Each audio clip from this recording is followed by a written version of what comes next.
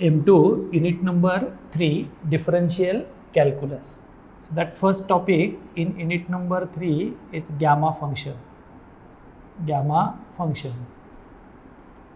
So what is the use of gamma function? To evaluate integrals.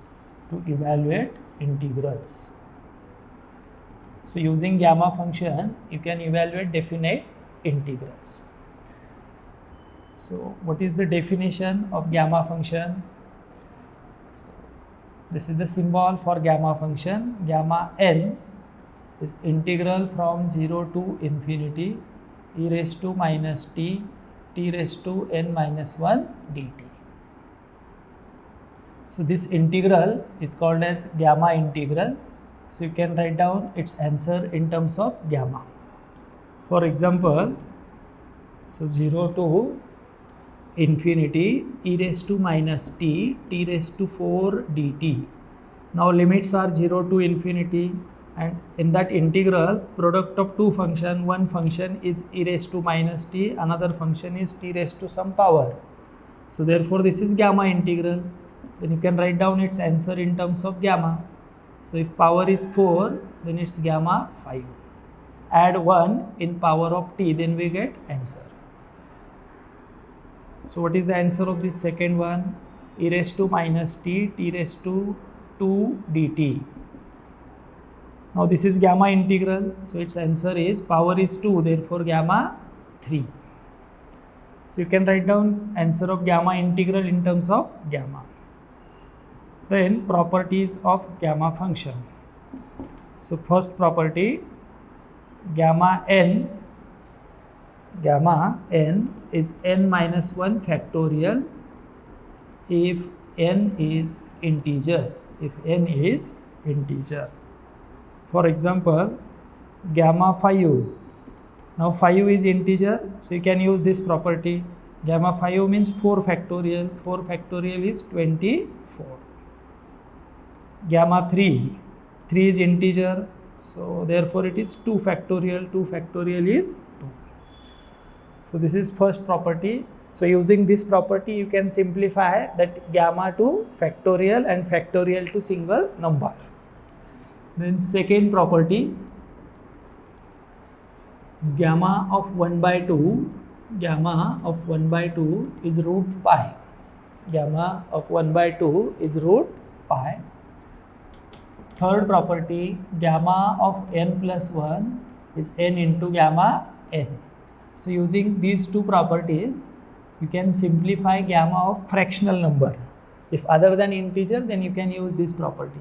Suppose you have to find gamma of 3 by 2. Then you can rewrite this 3 by 2 as 1 by 2 plus 1. 3 by 2 is 1 by 2 plus 1. Then you can use this third property. N plus 1 is n into gamma 1 by 2. N into gamma n. But we know value of gamma 1 by 2. Gamma 1 by 2 is root pi. So 1 by 2 into root pi. Now suppose you have to simplify gamma of 9 by 2. So you can use one shortcut. Just decrease numerator by 2. 7 by 2. Again decrease by 2. Then 5 by 2. Then 3 by 2. Then 1 by 2.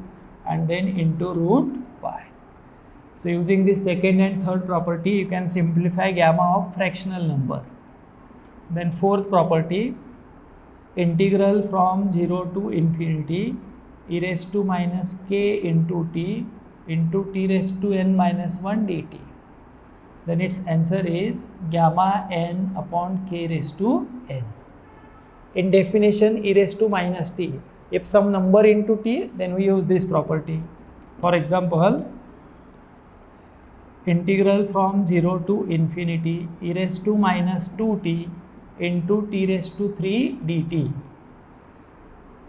Now what is k? K is 2 and power 3, so gamma 4. K is 2, so upon 2 raised to 4. Second example, suppose 0 to infinity e raised to minus 3t raised to 7 dt. Power 7, so gamma 8. and k is 3, so 3 raised to 8. So these are the 4 properties. Then you can solve integrals by using gamma function.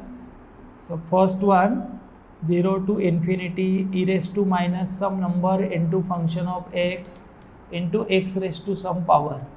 So you can evaluate this integral by using this substitution, f of x equals to t.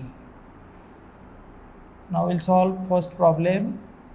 So this is type 1. So that integral contains exponential, then we use this substitution, f of x equals to t. Now compulsory one problem related to gamma function in examination. So evaluate integral. Then now this integral contains exponential. If integral contains exponential, then you have to use this substitution. Whatever the function of x in power of e, so you have to put that function equals to t. So first we'll give name to that integral as I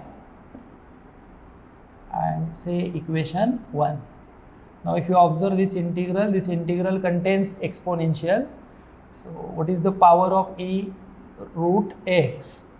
So put root x equals to t. Square root means raised to 1 by 2 equals to t. Now shift this power to opposite side. So it becomes t square. After getting x, differentiate with respect to t. So dx by dt equals to 2 into t raised to 2 minus 1. So dx equals to 2t dt. Then limits. So what is the relation between t and x? T equals to root x. Then lower limit. What is the lower limit of x? 0. So replace this x by 0. So square root of 0 is 0. Upper limit, t equals to upper limit of x is infinity. So replace this x by infinity. Square root of infinity is infinity. If you substitute this lower limit, upper limit, dx, x and root x in equation 1, then equation 1 becomes I equals to 0 to infinity e raised to minus t into x cube. But what is x? X is t square.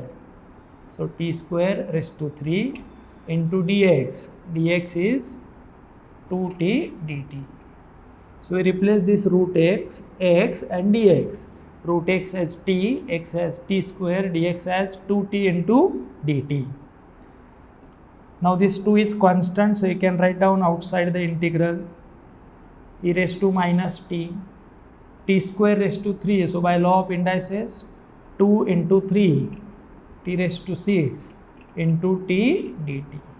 T raised to 6 into t, t raised to 7. So e raised to minus t into t raised to 7 dt. Then you can use definition of gamma function. T raised to 7, that means gamma 8. So 2 into gamma 8. That is 2 into 7 factorial. Now using calculator you can calculate that 2 into 7 factorial.